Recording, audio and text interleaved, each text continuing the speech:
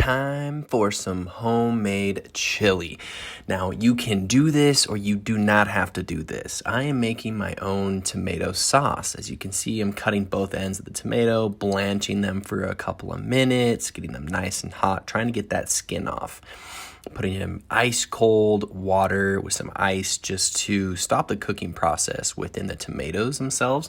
It's just kind of easier, so you don't want to keep them cooking and whatnot, but you're going to peel them. And then I'm adding it to a bowl, adding some pepper, some salt, and you'll know why I switched bowls later. I'm about to blend this baby up. Adding some nice parsley, a couple, and then I always got to adjust it. It never comes out the other side. Got to open up the big side. And then just a little bit of oregano. And again, you don't have to do your own sauce. I just enjoyed it. So you can give it a shot. If you don't, I'll list the ingredients below. Then I got 2 different types of meat. I have 80% lean and 90% lean, 1 pound of the 80 and 1.5 pound, or I'm sorry, half a pound of the 90 extra lean. Just adding in some pepper, some salt, coriander, and I'm giving it a nice little browning going on right now. Just giving it a nice little cook, not cooking it all the way. While that's cooking slowly and nice and easy, I'm going to cut up my veggies. I have some red onions. They're purple to me, but I'm colorblind. So cutting those up, doing a nice rough chop, nothing too fine on that. Some good green bell peppers. This one I went a little bit of a smaller dice on those.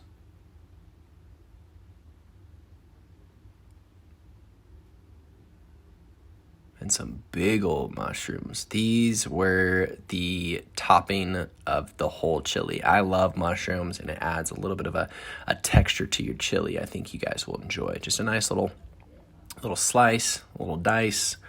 You can cut these however you want. Some people don't like mushrooms. I get it. And then 4 clovers, mincing those bad boys up. Always got to have the garlic. Pour those. So essentially you're taking the meat out when it browns, putting the veggies in, so let those cook and let those brown just a little bit. And add a little extra salt if you need to. While that's cooking, I also added my cooked beans in there. It's a mixture of the beans. I'll make sure to add into the ingredients and what kind of beans I used. Then I'm adding the meat back in. Again, it's not fully cooked. And I'm not worried about that because I am about to cook it some more.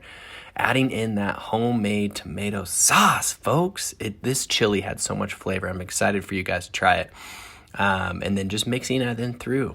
Getting it all nice and filled. Still kind of cooking it on low. Just getting it all nice and heated and mixed up.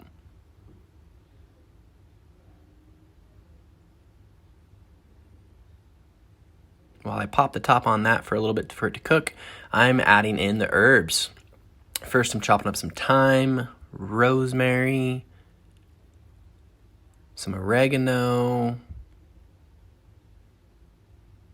And then once again, I take the crock pot off the burner, add that in at the very last, folks. You want that very last. You don't want it to cook out the flavor too much. You want it just right. And obviously getting that Parmesan, getting that ready. Put that on top. There's some chili. It's all ready. It looks so good. And then, of course, guys, you guys know I'm a fanatic about my probiotics, my sauerkraut. It makes my stomach feel good. Jeez Louise. So delicious. And one more thing. Gotta mix that in through there.